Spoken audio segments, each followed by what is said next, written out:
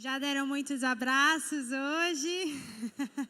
Boa noite, Eclectos. Para os visitantes, eu sou a Gabi, sou a esposa do Gustavo e juntos a gente lidera o nosso geracional Eclectos. E antes da gente passar para a palavra, quem gosta de orar aqui? Vamos orar mais um pouquinho, então? Então, feche seus olhos. Começa a reconhecer a presença do Senhor nesse lugar. Sim, Senhor, obrigada, Deus, pela Tua presença. Obrigada, Senhor, porque o Senhor já está aqui. Obrigada, Senhor, porque existe uma porção nova e uma porção fresca do Senhor para nós essa noite. Deus, nós abrimos a nossa mente, o nosso coração para nós sermos transformados pelo Senhor através da Sua palavra, através do Teu toque essa noite, Pai. Nós te agradecemos, Senhor, nós oramos que o Senhor faça dos nossos corações como solos férteis, Pai, para que a Tua palavra caia e a Tua palavra gere frutos e frutos que permaneçam. Espírito Santo, nós oramos, o Senhor tem liberdade nesse lugar, o Senhor tem liberdade nas nossas vidas. Espírito Santo, toma o controle desse culto, toma o controle, Senhor, das nossas vidas. Senhor, nós ansiamos por mais de Ti nessa noite. Aumenta a Tua presença aqui, Espírito Santo. Aumenta a Tua presença aqui. Se você anseia por mais do Senhor, começa a falar agora que você anseia por mais do Senhor nessa noite. Sim, Senhor, nós ansiamos por mais de Ti. Nós desejamos por mais da Tua presença. Vem, Senhor, e nos encontra mais uma vez. Nós ansiamos, Senhor, por mais de Ti. Em nome de Jesus. Amém. Amém. Onde você está, pode se sentar.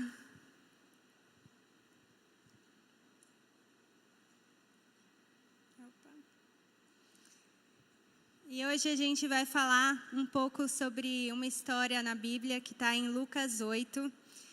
E sempre quando eu abria em Lucas 8, eu amava e o Senhor falava muito comigo da mulher, né, do fluxo de sangue. Mas algumas semanas atrás eu estava lendo e o Senhor começou a falar muito comigo sobre a história de Jairo. Então hoje a gente vai percorrer um pouco sobre a história de Jairo.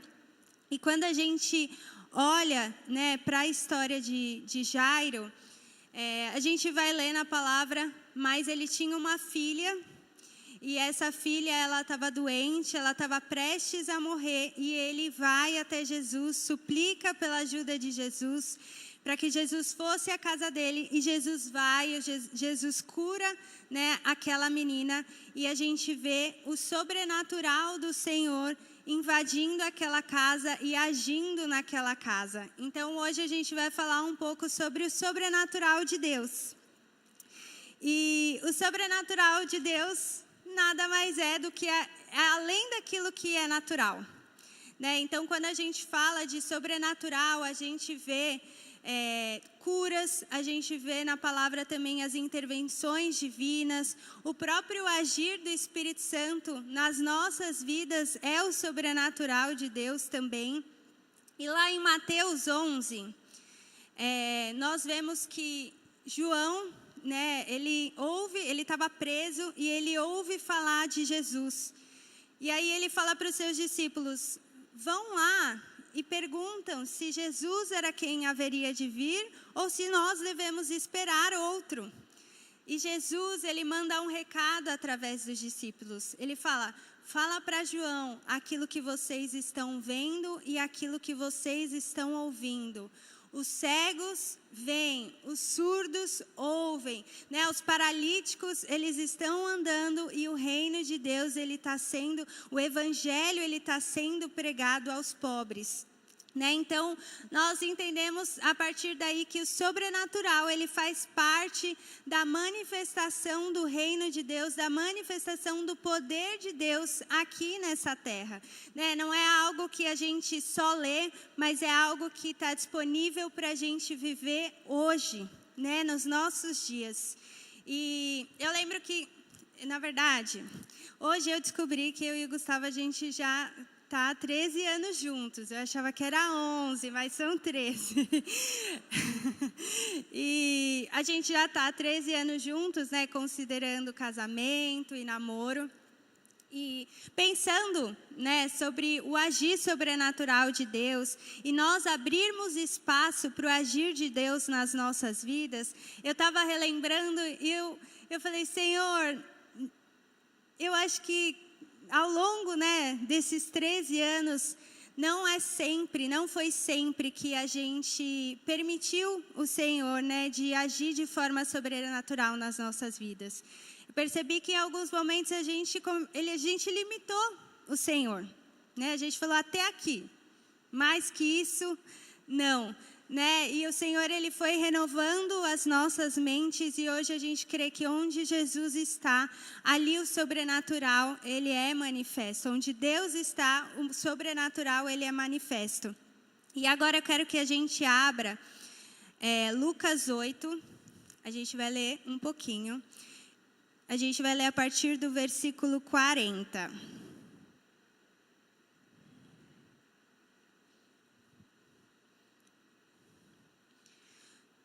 Quando Jesus voltou, uma multidão o recebeu com alegria, pois todos o esperavam. Então, um homem chamado Jairo, líder da sinagoga, veio, prostrou-se aos pés de Jesus e implorou-lhe que fosse à sua casa, porque a sua única filha, com quase 12 anos, estava à morte. Então, estando Jesus a caminho, a multidão o comprimia. Havia ali uma mulher que padecia de hemorragia por 12 anos, mas ninguém podia curá-la. Aconteceu que ela chegou por trás de Jesus e tocou na borda do seu manto. Imediatamente a hemorragia cessou. Quem tocou em mim? Perguntou Jesus. Porque todos negavam, Pedro disse, Mestre, a multidão se aglomera e te comprime. Jesus, porém, disse, alguém me tocou, pois sei que de mim saiu poder. A mulher, ao ver que não conseguia passar desapercebida, veio tremendo e prostrou-se aos seus pés. Na presença de todo o povo, contou porque tinha tocado nele e como fora instantaneamente curada. Então ele lhe disse, filha, a sua fé curou você, vá em paz. Enquanto Jesus ainda falava, chegou alguém da casa de Jairo, o líder da sinagoga, e disse, a tua filha morreu, não incomode mais o mestre. Jesus, porém, ouvindo isso, disse a Jairo, não tenha medo, apenas creia e ela será curada. Quando chegou à casa de Jairo, não deixou ninguém entrar com ele, exceto Pedro, João e Tiago, o pai e a mãe da criança. Enquanto isso, todo o povo estava se lamentando e chorando por ela. Não chorem, disse Jesus, pois ela não está morta, mas dorme. Todos começaram a rir dele, pois sabiam que ela estava morta. Ele, porém, a tomou pela mão e disse, menina, levante-se. O espírito dela voltou e ela se levantou imediatamente. Então Jesus lhe ordenou que dessem à menina alguma coisa de comer. Os pais ficaram maravilhados, mas ele lhes ordenou que não contassem a ninguém o que tinha acontecido. E quando a gente lê essa história, a gente percebe que até Jesus chegar à casa de Jairo e a filha dele ser curada, algumas coisas tiveram que acontecer, houveram alguns processos que Jairo precisou passar, e é isso que eu quero trazer hoje nessa palavra. Mas, como a gente leu, a palavra diz que Jairo, ele era um dirigente da sinagoga. Então, ele era um líder respeitado, ele era um líder reconhecido pela comunidade, ele era aquele quem era responsável pelo funcionamento da sinagoga. E que a gente percebe, o que a gente começa a perceber, né, através dessa história, que mesmo ele, tendo essa posição, né, de dirigente da sinagoga, de liderança, e mesmo também outros líderes, né, da sinagoga, tendo uma posição às vezes diferente, frente a Jesus, isso não impediu Jairo de se prostrar aos pés do Senhor. Né, de suplicar aos pés do Senhor. E Jairo, quando ele se prostra, né, diante de Jesus e implora pela cura da sua filha, ele está reconhecendo publicamente a autoridade que existia em Jesus e também reconhecendo, né, declarando, na verdade, a sua dependência de Jesus, né, para que a sua filha fosse curada. Então, quando a gente fala do sobrenatural, né, de Deus, do agir de Deus nas nossas vidas, é necessário que a gente, para que isso venha sobre nós, é necessário que a gente mantenha o nosso coração humilde diante do Senhor, né, livre de qualquer tipo de orgulho. E quando a gente fala de um coração humilde, ele é um coração em que ele reconhece a sua dependência do Senhor e ele é livre de todo tipo de autossuficiência, ele é livre de todo tipo de ego, ele é livre de todo tipo de independência. E em Tiago 4:6 fala: Deus se opõe aos orgulhosos, mas concede graça aos humildes. E no versículo 10 fala: humilhem-se diante do Senhor e Ele os exaltará. E eu lembro que, falando, né, sobre isso de humildade, teve há uns bons anos atrás, eu lembro que eu estava passando um momento assim que agora me fugiu a palavra, mas como que era? Mas era não é instabilidade, mas estava passando, eu não estava sendo disciplinada, né, naquilo que era o meu relacionamento com Deus. E o Senhor começou, eu lembro que eu estava no meu quarto, e aí eu tinha que preparar uma palavra para a célula, e aí eu estava lá orando, e o Espírito Santo falou: Gabi, você precisa se arrepender. Aí eu falei: como assim? E aí o Senhor trouxe para mim, Ele falou: você precisa se arrepender da autossuficiência. Porque quando você, né, entra nesse lugar de instabilidade mesmo, de não priorizar o Senhor, de não buscar um relacionamento, uma vida com Deus, você está declarando que você não precisa de mim na sua vida. Um dia sem me buscar, você está declarando: hoje eu não precisei do Senhor. Hoje eu consegui viver a vida por mim mesma, não preciso consultar a sua opinião. E eu lembro que aquilo entrou no meu coração. E a partir dali, né, foi um processo em que o Senhor foi me transformando, foi me levando ao arrependimento. Mas quando a gente não pode separar o sobrenatural de uma vida com Deus, de uma vida de intimidade com Deus, né? E uma vida de intimidade com Deus, ela não é construída na autossuficiência. Mas ao contrário disso, ela é construída na dependência do Senhor. E continuando, né, essa palavra de Jairo, a gente vê que quando eles estavam, né, indo, ele convida Jesus está indo, né, com Jairo, e aparece a mulher que sofria de 12 anos já com hemorragia. E aí a gente leu, né, ela toca no Senhor, ela é curada, Jesus começa a procurar quem tocou ele, até que ela se revela. E enquanto eu estava lendo, eu comecei a entrar na história, né? E aí eu fiquei pensando: como será que ficou a cabeça de Jairo diante disso tudo? Porque a filha dele estava doente, Jesus estava indo, e aí agora Jesus parou para curar outra pessoa. Eu não sei vocês, mas eu comecei a pensar isso, né? E eu fiquei pensando que na cabeça dele ele podia estar: meu Deus, vamos logo. Sabe quando você está correndo, você está apressado, você está em dupla, e aí você começa a andar mais rápido para ver se a pessoa que está com você começa a andar mais rápido também, para acelerar o passo da pessoa?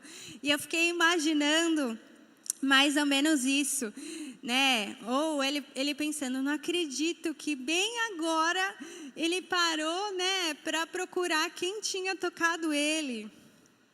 E eu tô falando brincando, mas pensando nisso, quantas vezes a gente também não tem esses mesmos pensamentos, né? Como se Deus estivesse demorando nas nossas vidas. Ou quantas vezes a gente não entra em um lugar de, o Senhor está fazendo na vida do outro, mas não fez ainda na minha. E falando também de uma experiência pessoal, eu trabalhei muitos anos na indústria farmacêutica. E aí teve uma área em específica que eu queria transicionar, né? Eu não queria mais ficar nessa área, queria mudar de área. E aí eu comecei a orar. Senhor, abre uma nova porta para mim, né? Uma nova área para mim dentro da indústria mesmo. E comecei a orar. E aí foi passando os anos. E eu fiquei orando por 4 anos. E assim, não era que as portas elas estavam fechadas. As portas elas estavam trancafiadas. Porque eu me candidatava para as vagas, ninguém me chamava. E assim, não sou ruim. E durante esses 4 anos, foi o Senhor forjando dentro de mim algo. Né, forjando dentro de mim a confiança, o contentamento e a satisfação plena nele. Então, por mais que no começo eu não entendesse, né, ao longo do processo o Senhor foi me levando a realmente entender aquilo que Ele estava me levando a viver. E no fim, né, depois que passaram esses anos, uma porta se abriu e aquilo que eu não vivi em 4 anos, eu vivi em 6 meses. Então, muitas vezes a gente entra nesse lugar, né, como se Deus estivesse demorando. E a palavra em 2 Pedro 3:9 fala: o Senhor não demora em cumprir a sua promessa, como alguns julgam. Ao contrário, Ele é paciente com vocês e não quer que ninguém pereça, mas que todos cheguem ao arrependimento. E não só isso, mas... Não, até aí. E ainda continuando nessa história, né, não só isso, como a gente leu, durante o caminho, né, a mulher do fluxo de sangue, ela vem, né, ela é curada, e alguém da família, né, que estava na casa de Jairo, chega também para dar uma notícia. Né? Então, fala lá, enquanto Jesus ainda falava, chegou alguém da casa de Jairo, o líder da sinagoga, e disse: a tua filha morreu, não incomodes mais o mestre. Então, além disso tudo, né, de ter que lidar com a demora, ele ainda no meio do caminho recebe a notícia que a filha tinha morrido.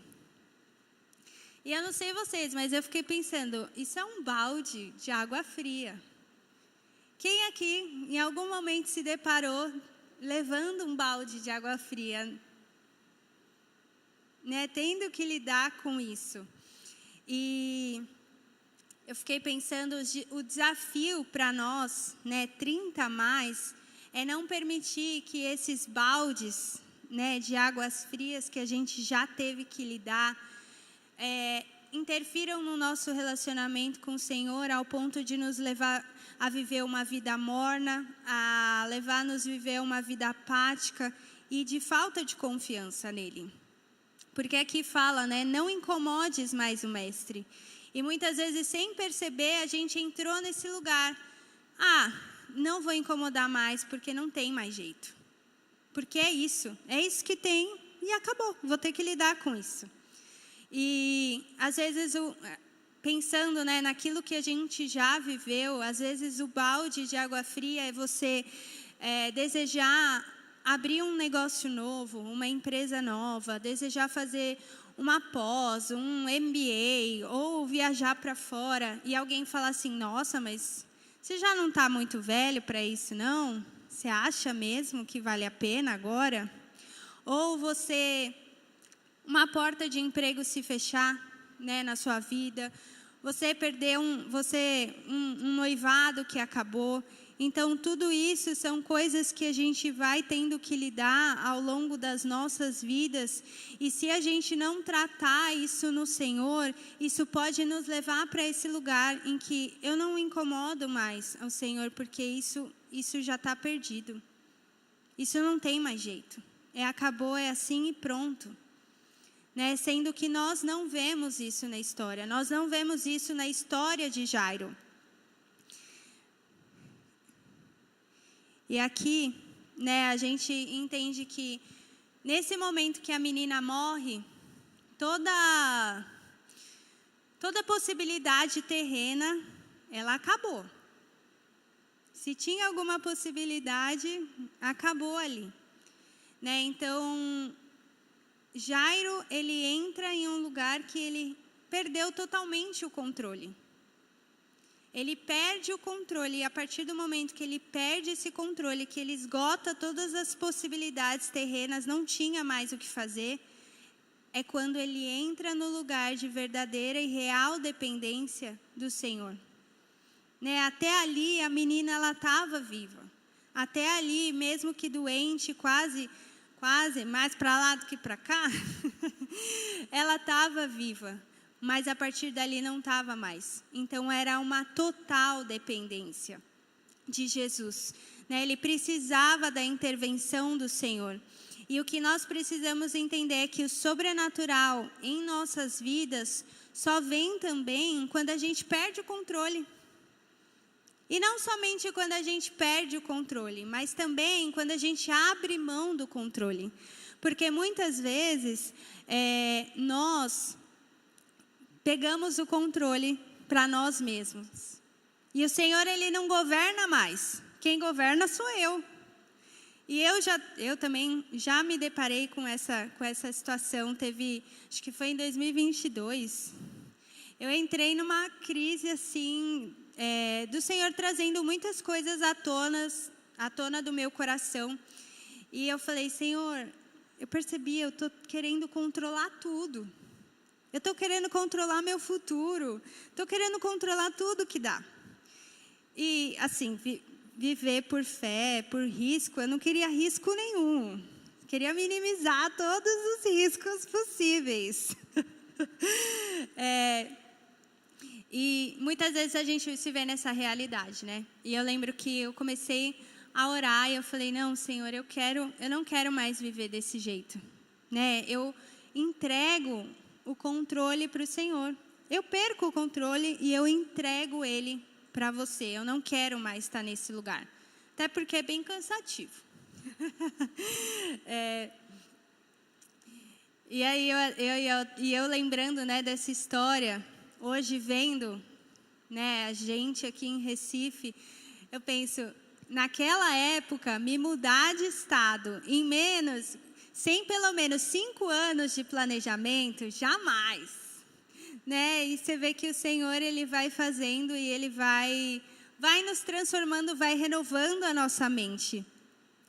E pensando, né, olhando para trás e vendo tudo aquilo que o Senhor nos tem feito viver, hoje eu percebo que aquele versículo, né, antes eu te conhecia só de ouvir falar, mas hoje os meus olhos te veem.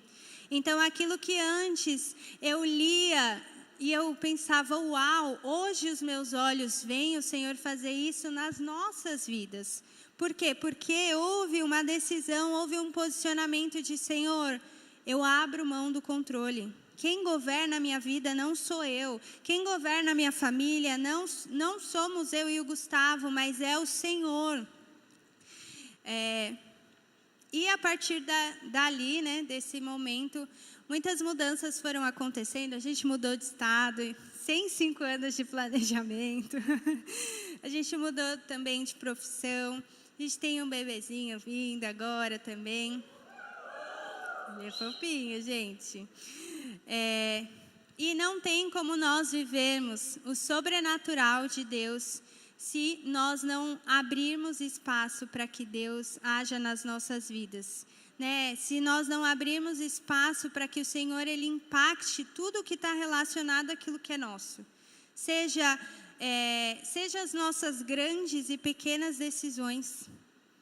E eu fiquei pensando, se muitas vezes a gente, né, como família, ou também se alguém, aqui, os solteiros aqui, se você toma uma decisão sem consultar o Senhor, se a gente está nesse lugar, a gente precisa voltar para o lugar em que o Senhor governa.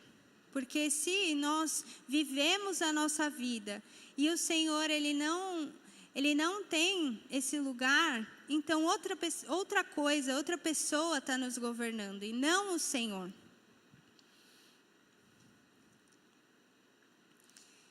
E quando a gente se depara, né, com essa situação em que a gente perde totalmente o controle, é o lugar que a gente, assim como Jairo, entrou na dependência do Senhor. E assim também, né, como nós vemos na vida da própria mulher do fluxo de sangue, né, que sofria com 12 anos de hemorragia, a palavra fala que ela já tinha gastado tudo que ela tinha para tentar ser curada. E ela não tinha sido curada. Então também as opções, as possibilidades, elas tinham sido esgotadas. E naquele momento em que ela toca no Senhor, era o momento que ela estava, era a dependência dela. É isso. Eu preciso tocar no Senhor e eu preciso ser curada.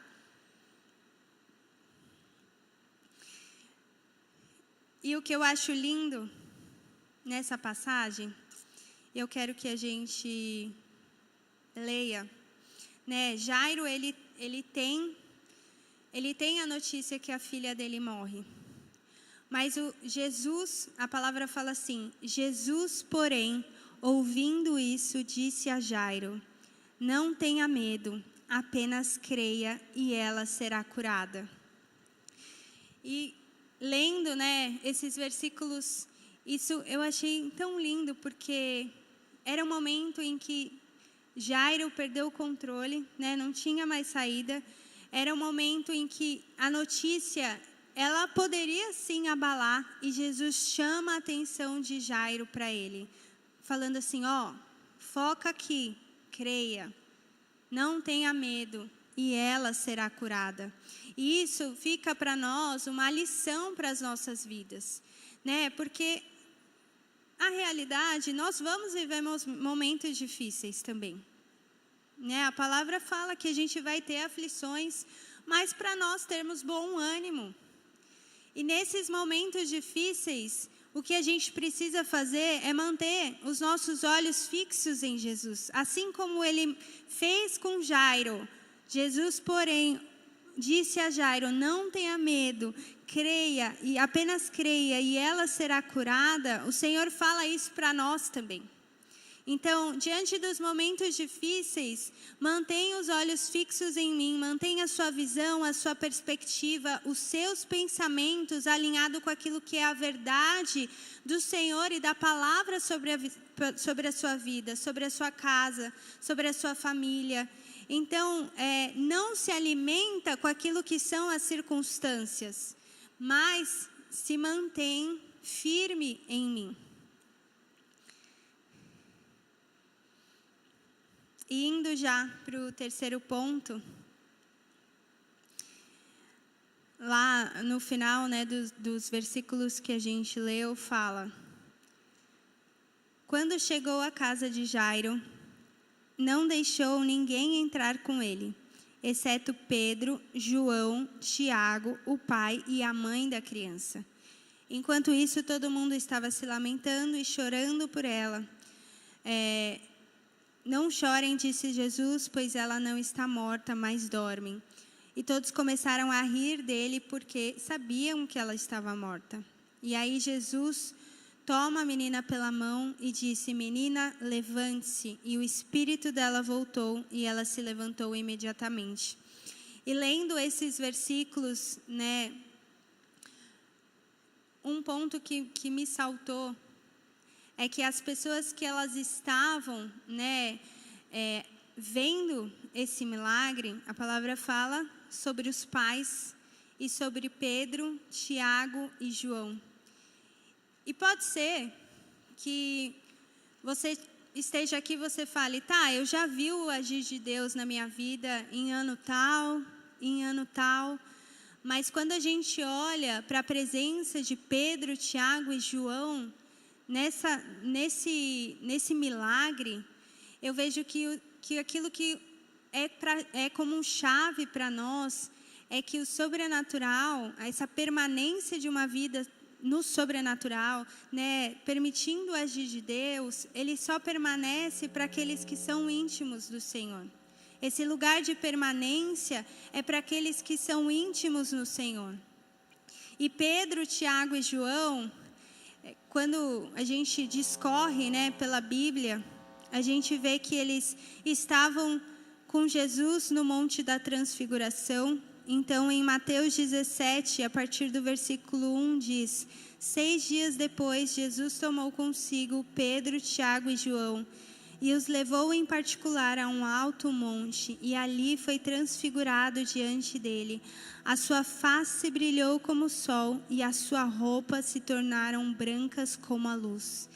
A gente vê que não só no Monte da Transfiguração, mas Pedro, Tiago e João, eles estavam com Jesus no Getsêmani, né? Então, um momento de completa dor, de completa angústia, Jesus chama eles para estar com ele, né? E lá em Marcos 14, a partir do versículo 32, diz: então foram para um lugar chamado Getsêmani, e Jesus disse aos seus discípulos: sentem-se aqui enquanto vou orar. Ele levou consigo Pedro, Tiago e João e começou a ficar aflito e angustiado. A minha alma está profundamente triste, em uma tristeza mortal. E disse: fiquem aqui e vigiem. Então, além, né, desses episódios, a gente vê Pedro, Tiago e João na cura da filha de Jairo. E o que o Senhor começou a me mostrar é que existem acessos que só são disponíveis para os íntimos, para aqueles que pagam um preço, né, de busca pelo Senhor, para aqueles que pagam um preço pela santidade também, se posiciona em santidade, para aqueles que amam a presença de Deus. Então, se você está aqui essa noite, se coloca de pé.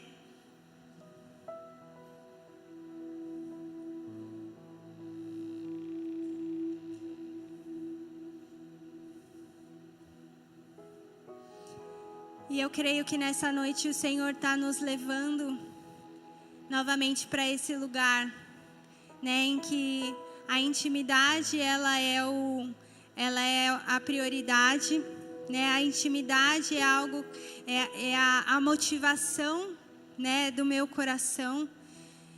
E também eu creio que o Senhor está nos levando nessa noite para um lugar de dependência.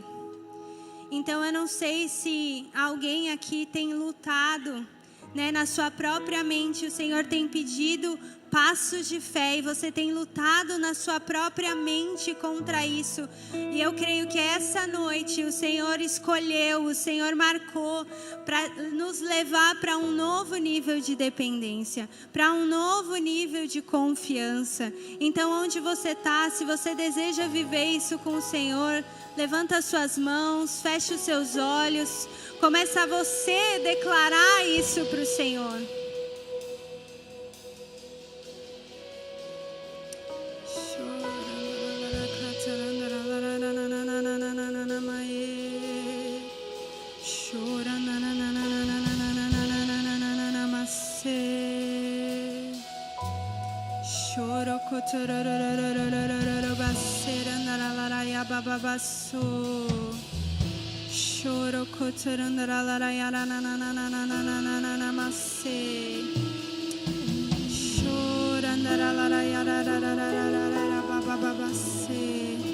Sim, Senhor.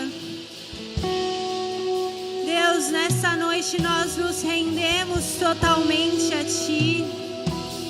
Deus, nessa noite nós entregamos a nossa vida por completo ao Senhor. Deus, nós abrimos mão de todo controle nessa noite. Nós abrimos mão de todo controle, Pai, de todo governo, e nós devolvemos o governo e o controle das nossas vidas, das nossas casas, das nossas famílias, somente a Ti. Então vem, Senhor, vem sobre nós, vem sobre as nossas casas, vem sobre as nossas famílias. O Senhor tem o controle de tudo que nós somos. O Senhor tem o controle de tudo que nós temos. Nós não queremos viver um dia longe da Tua presença. Nós não queremos viver um dia longe da Tua presença. Senhor, nós nos arrependemos hoje de toda autossuficiência. Nós nos arrependemos hoje de toda a independência do Senhor. Nós nos arrependemos hoje de todo ego inflamado. Senhor, nos perdoa nessa noite. Vem, Senhor, e restaura em nós aquilo que foi perdido. Vem e restaura em nós aquilo que foi roubado, Senhor.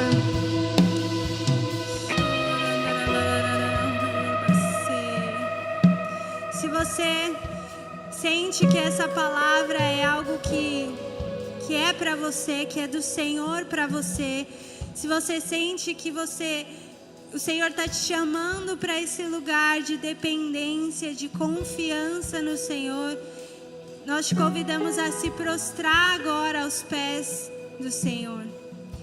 Se talvez hoje você fala, não, eu também tenho tentado controlar a minha vida. Eu também tenho tentado tomar as rédeas de todas as coisas, mas eu não quero mais isso.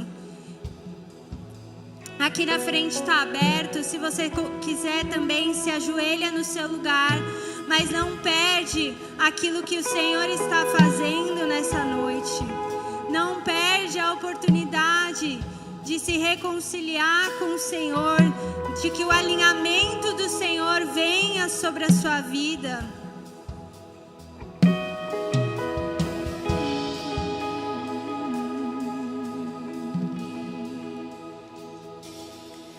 Eu quebro meu vaso aos teus pés, aos pés do meu amado. Eu quebro meu vaso aos teus pés, aos pés do meu amado.